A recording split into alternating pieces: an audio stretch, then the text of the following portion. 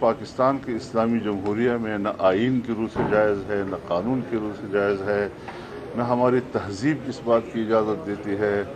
یہ تو عجیب سی صورتحال ہے کہ ملک کا کوئی 1% سے بھی کم حصہ، اور وہ آج پورے میڈیا میں ہائی لائٹ ہو رہا ہے۔ تو یہ پاکستان کی مشرقی تہذیب کو مکمل مغربی تہذیب میں تبدیل کرنا، مادر پدر آزاد معاشرہ تشکیل دینا پاکستان کے اندر، اس کی تو کبھی بھی اجازت نہیں دی جا سکتی۔ اور سوائے اس کے کہ یہ لوگ اب ایکسپوز ہو رہے ہیں کہ یہ کم از کم پاکستانی معاشرہ نہیں ہے، یہ کم از کم پاکستانی سوسائٹی نہیں ہے، یہ لوگ مشرقی سوسائٹی کا حصہ نہیں ہے، یہ پاکستان سے باہر کا ایک ایجنڈا لے کر اور اس کے کلچر کو پاکستان میں عام کرے۔ اور یہ ایک طویل زمانے سے ایک کشمکش تہذیبوں کی آپس میں چل رہی ہے، مغربی تہذیب، اسلامی تہذیب، مشرقی تہذیب، اور اس پہ سب سے زیادہ دلچسپی جو دنیا میں لے رہا ہے وہ یہودی لابی لے رہا ہے جی۔ تو اس حوالے سے ان کے پاس کوئی دلیل نہیں ہے، کوئی وجہ نہیں ہے، وہ بتائیں کس حق کی بات کرتے ہیں، وہ کون سے حق کی بات کرتے ہیں؟ کیا وہ وراثت میں حصہ لینے کی بات کرتے ہیں؟ کیا وہ جائیداد میں حصہ لینے کی بات کرتے ہیں؟ کیا وہ معاش میں حصہ لینے کی بات کرتے ہیں؟ تو وہ ساری چیزیں جو ہیں اسلام نے ایک ایک چیز قرآن کریم نے بھی، جناب رسول اللہ صلی اللہ علیہ وسلم نے بھی متعین کی ہیں، عورت کو ایک باعزت مقام دیا ہے۔ یہ دوبارہ ہمیں کیوں جاہلیت کی طرف لے جا رہے ہیں؟ زمانہ جاہلیت کی وہ عادتیں آج دوبارہ ایک نئے انداز کے ساتھ اور نئی تہذیب کے نام پر متعارف کرائی جا رہی ہیں۔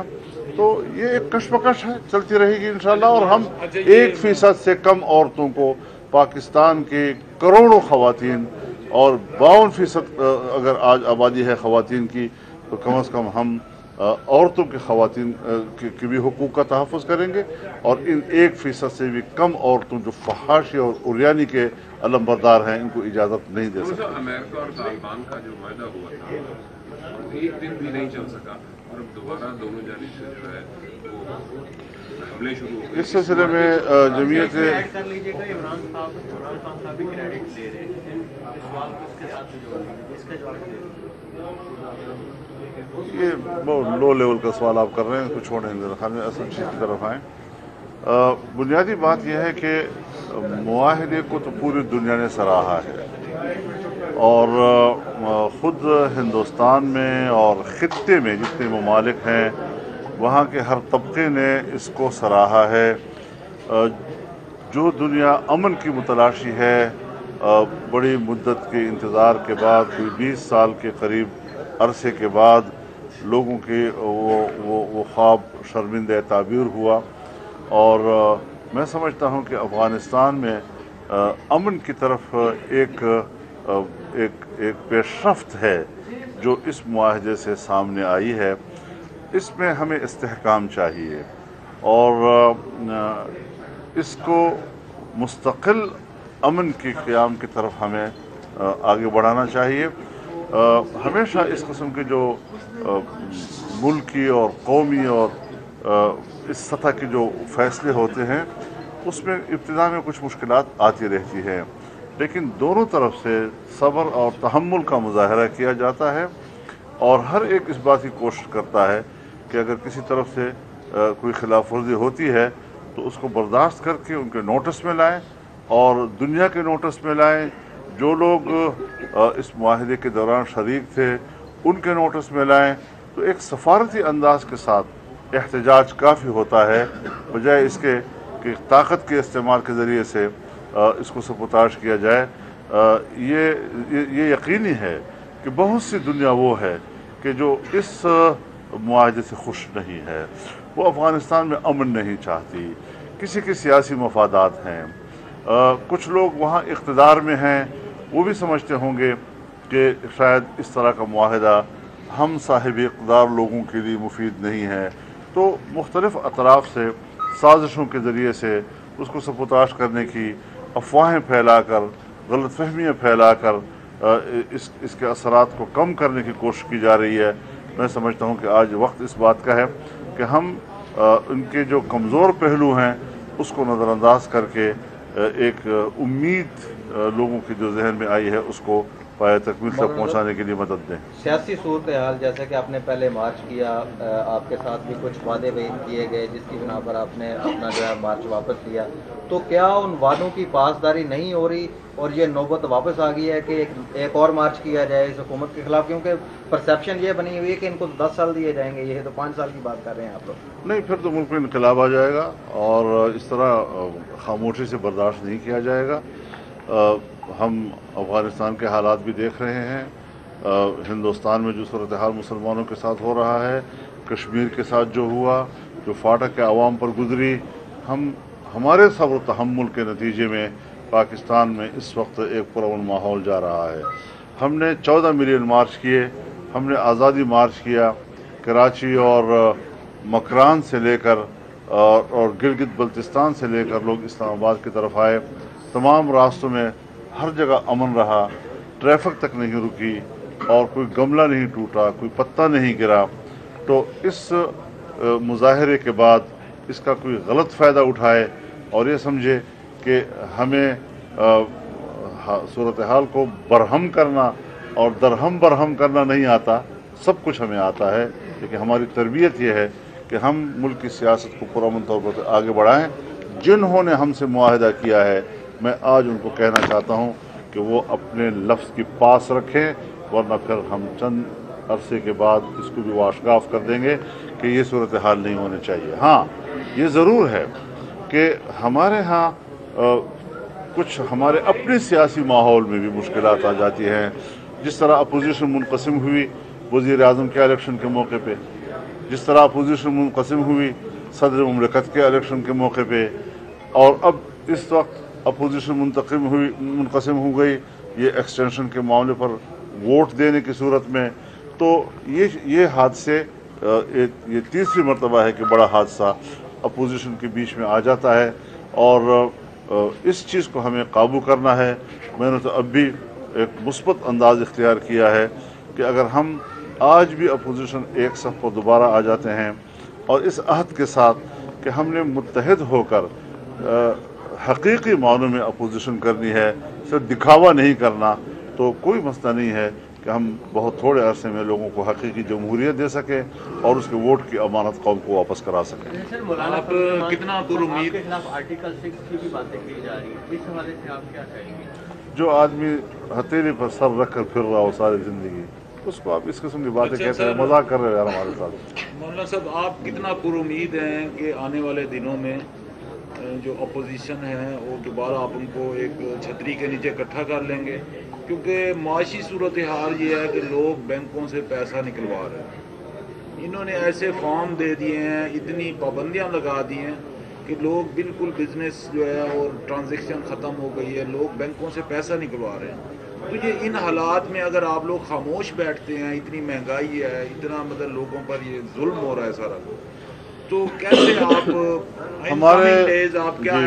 हमारे मुल्क के जो बड़े तिजारती तबका है, कारोबारी तबका है, जो मिल ओनर्स हैं, वो अगर 11-11, 12-12 मिलों के वो ओनर्स हैं, वो भी अपना पैसा बाहर ले जा रहे हैं और जो नहीं गए हैं वो भी प्लान कर रहे हैं कि हम मुल्क से बाहर अपना पैसा ले जाएं।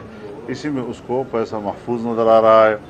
तो जब आप बताएं कि जब कारखाने आपके बंद हो जाएंगे तो आपकी पैदावारी सलाहियत बैठ जाएगी, तो फिर जब आपकी सलाहियत बैठ जाएगी तो मार्केट में कुछ नहीं आएगा। जब मार्केट में चीज़ें नापैद हो जाएंगी तो फिर महंगाई बढ़ेगी। आम आदमी, गरीब आदमी आज चीख रहा है, ख़ुदकुशियाँ करने पर मजबूर हो गया है, बच्चे बेचने पर मजबूर हो गए हैं लोग। तो इस तरीके से हज़रत ये सिर्फ एक माशी बदहाली का मसला नहीं है, इससे आप दुनिया की तारीख देख लें, दुनिया की जोग्राफिया तब्दील हो जाते हैं, रियासत बैठ जाती है और रियासत अपने आप को बरकरार नहीं रख सकती। हम जो इस वक्त जंग लड़ रहे हैं, हम इस रियासत पाकिस्तान की बका की जंग लड़ रहे हैं और हुक्मरान हैं जो इस किश्ती को डबो रहे हैं। मेरे ख्याल में अब इसका वक्त नहीं रहा है कि हम सोचते रहें, हमें मैदान अमल में निकल कर बात करनी होगी और इंशाअल्लाह अज़ीज़ हम मैदान में हैं और आगे बढ़ेंगे और आम आदमी को हम मायूस नहीं होने देंगे। पीपल्स पार्टी और मुस्लिम लीग नून से क्या तवक्का कर रहे हैं कि वो आने वाले दिनों में आपकी लीडरशिप में कोई बड़ी तब्दीली लाने के लिए कुछ करेंगे? मेरे ख्याल में वो बड़ी पार्टियां जब कहलाती हैं तो उसका किरदार भी बड़ा होना चाहिए। अब बड़ा किरदार के साथ हम उनसे तवक्को रखते हैं। छोटी छोटी मराहत लेकर इतनी बड़ी पार्टियां, इतने बड़े नाम, ये उनके शायर निशान नहीं हुआ करता। और ये छोटी छोटी बातें तो हमसे भी बतेरे किए गए हैं, लेकिन हमने हमेशा उसूल के ऊपर डटे रहे हैं और किसी एक नुक्ते पर भी, ये 2 साल पूरे हो रहे हैं, हमने कंप्रोमाइज नहीं। कल बिलावल भुट्टो साहब ने कहा है कि जी अगली हुकूमत हमारी होगी, मतलब वो 5 साल तो इनको तस्लीम कर चुके हैं। तो आपका इस बारे में क्या नुक्ता नजर है कि 5 साल पूरे देखिए, अवाम को सिर्फ अपने इक़्तिदार के लिए उम्मीद दिलाना और कारकुन को सिर्फ इस बात की उम्मीद दिलाना कि अगली हुकूमत आपकी होगी, इसका माना यह है कि फिर हमारी नज़र मुल्क पर नहीं है, मुल्क के डूबने पर नहीं है, रियासत के खात्मे पर नहीं है। हम सिर्फ इक़्तिदार को शायद समझते हैं कि ये मुल्क की बका का सवाल है। आप खुद सोच चुके हैं, हुकूमत के इत्तेहादी हैं और हुकूमत की इत्तेहादी होते हुए कहते हैं कि अगला हुक्मरान कोई नहीं चाहेगा कि मैं वज़ीर आज़म बनूँ और मुल्क की जिम्मेदारी लूँ, कि उठाना मुश्किल होगा। आज किसी वज़ीर आज़म के लिए मुमकिन नहीं है कि वो पाकिस्तान की मईशत को उठा सके। इस हद तक आप गिर चुके हैं। कौमी असम्बली के इलेक्शन के वक्त जो हल्फनामा जमा करवाया जाता था, उसमें इन्होंने खत्म नबूवत के जो हल्फनामे में तब्दीली की कोशिश की, बाद में उसको ठीक किया।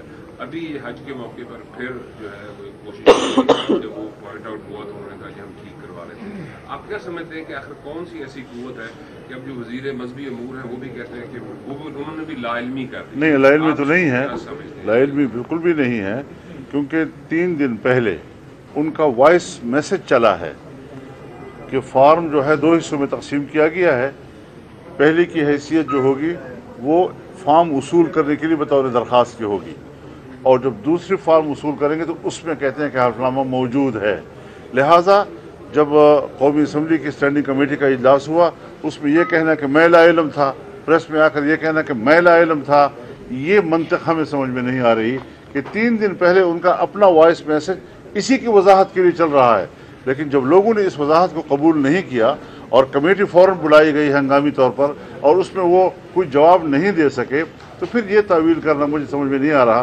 बहरहाल एक बात बड़ी वाज़ेह है कि हमारे इस मुल्क के सिस्टम में, चाहे वो एस्टेब्लिशमेंट में है, चाहे वो ब्यूरोक्रेसी में है, एक अनसर वो मुस्तकिल तौर पर मौजूद है कि किसी की पुष्टपनाही के ऊपर वो इस तरीके से ये हरबे इस्तेमाल करते हैं कि वो किसी न किसी कानून में छुप छुपा के ऐसी शिक्के ले आते हैं कि जिससे वो जो खत्म नबूवत के बारे में आईनी तरमीम है, उस हवाले से जो कवानीन है, वो गैर मौसर हो जाए। तैयारी हो रही है कि निचली सतह के ऊपर बल्दियाती इलेक्शन गैर जमाती और ऊपर जमाती बुनियादों पर के ऊपर होंगे, तो अगर ये हो गया तो फिर तो ये बहुत ज़्यादा स्टेबल हो जाएंगे, इनकी हुकूमत आगे बन जाएगी। नहीं, मेरे ख्याल में ऐसा नहीं हो रहा।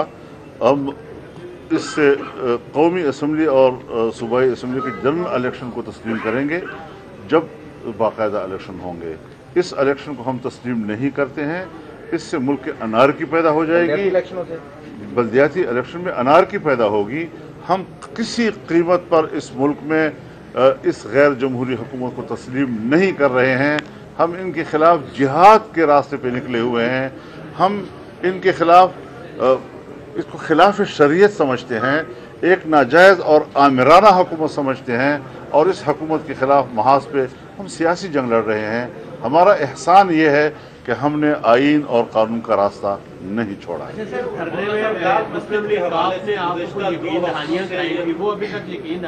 हजरत काफ लीग की यकीन दहानियाँ मैं बता दूं, उनके पास इख्तियार क्या है बेचारों के पास जी। तो हमने अगर किसी की बात मानी है, किसी की बात मानी है और बीच में ये हैं, दिखाया इनको है हमने, तो बस इतनी सी बात है। आपके इस बयान के ऊपर ना अवाम अब बड़े शिद्दत से इंतजार कर रहे हैं कब तक मौलाना कभी जो है वो कच्ची बात नहीं करते जी। हाँ, हमें ये बात बिल्कुल, हाँ ये बात बिल्कुल ठीक है। हमें बिल आखिर ये बात पब्लिक के सामने लानी चाहिए कि कौन था जिसने हमसे ये वादा किया और कौन था जिसने कहा कि जनवरी आखिरी महीना होगा। ये बात फिर हमें लानी पड़ेगी। तो आप अल्लाह खैर करे उनको इंशाअल्लाह। सामने लाएंगे? बिल्कुल लाएंगे, फिर हम किसी डरने वाले नहीं हैं, या फिर हमसे बात ना करें, जब बात करें तो ठीक ठाक करें।